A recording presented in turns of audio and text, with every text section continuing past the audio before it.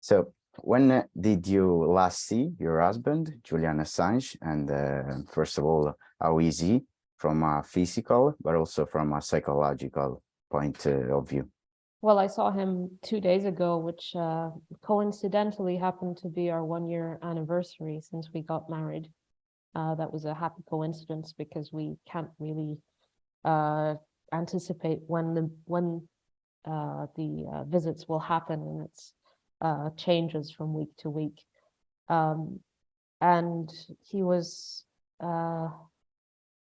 happy that we were able to see each other for the 1-year anniversary. It was about an hour-long visit, and you know, he's a fighter, so he's obviously struggling. It's a very difficult situation, but he's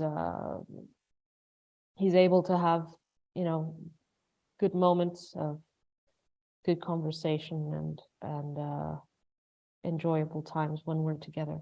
So in Italy, there was and there is just a sort of discussion about the fact that some people said that Julian Assange was not doing journalistic work, but he only revealed confidential documents. What do you want to answer to them? That's an absurd proposition. The only relevant question is whether the information was true and whether it was important. And the answer is yes. Now, governments in any country can stamp a secret label on information and try to imprison people who do their jobs, and reveal that information if it is true and if it is of importance to the public.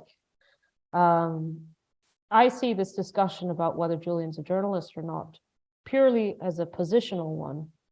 People who want to signal to whoever that they are on the side of those who put Julian in prison, or whether they are on the side of press freedom. And I see very few people nowadays who actually argue for Julian's imprisonment or his extradition.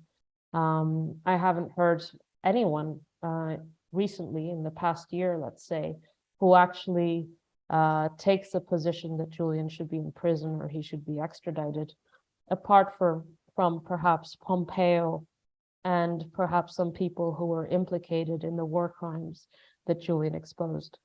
Talking about these works, among all the dirty operations that Wikileaks has revealed, there is one of these that Julian Assange told you that he considered the most horrible one.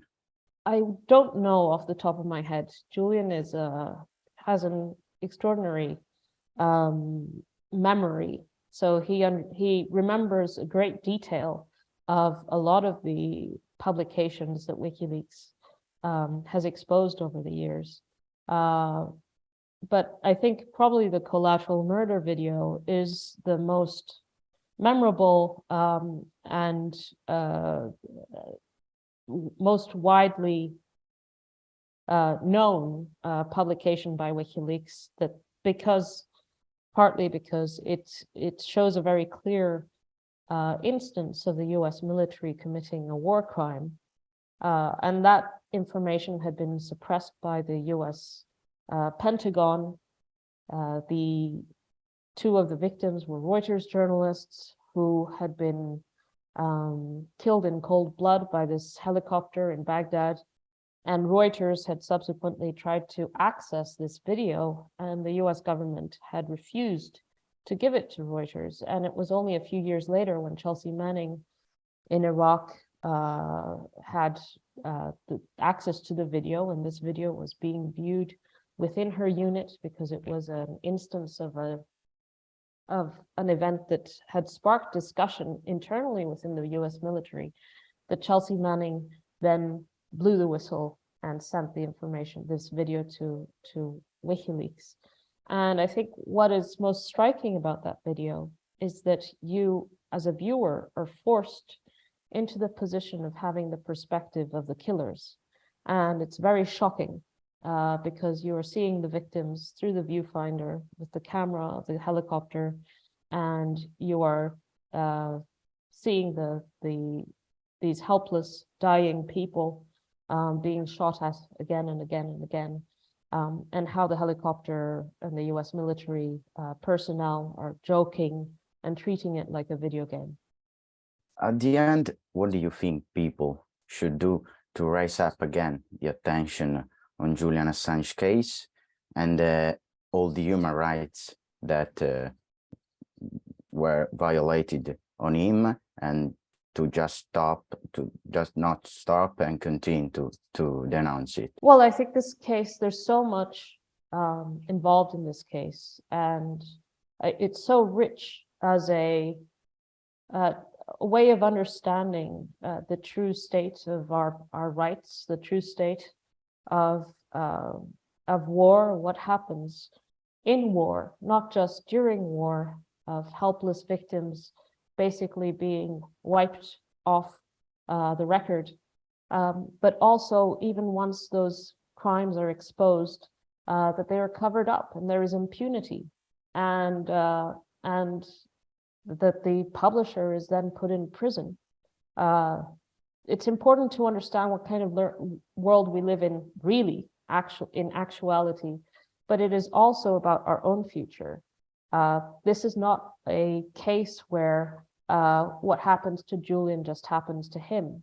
It's a case of if Julian loses, if the US government gets away with what it's trying to do, then we as a society lose with Julian, because Julian, he was doing was bringing into practice press freedoms, the right to expose crimes committed by states, the right to hold those in power accountable. And instead we have impunity, we have the publisher in prison, and we have our right to know also being criminalized. So it has to be reversed. This is about all of us. And we need public opinion. We need everyone in Europe, everyone in Italy, aware and educated about what this case means, about freeing an innocent man, and about ultimately defending our own rights.